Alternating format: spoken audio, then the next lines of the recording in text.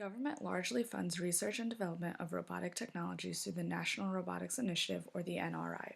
In 2011, the NRI was created to accelerate the development and use of robots with support from multiple agencies of the federal government, including the National Science Foundation, the National Aeronautics and Space Administration, the National Institutes of Health, the U.S. Department of Agriculture, the U.S. Department of Energy, and the U.S. Department of Defense. Public values are values representing the prerogatives, normative standards, social supports, rights, and procedural guarantees a society aspires to provide to all citizens. They provide structure to civil societies. Naturally, these public values are used to justify science policy and related government actions.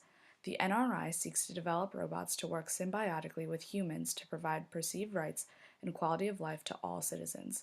However, scientific excellence doesn't necessarily translate to progressing the broad values set forth in government-funded science. Distributional inequities refers to the disparity in the distribution of science valued by people.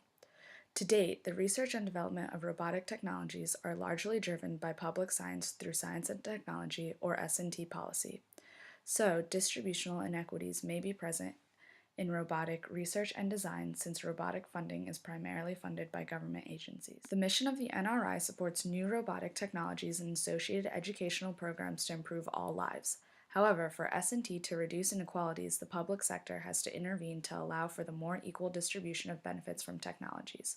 The 4 points of leverage in reducing inequalities are the research agenda, which problems the science explores, employment effects, how many jobs at what rates of pay are being created, public information flows, whether public servants are getting and using new knowledge, and public markets, whether the government is stimulating innovation through provision of public goods and services. For my STS thesis, I studied how government funding influences distributional inequalities in robotics.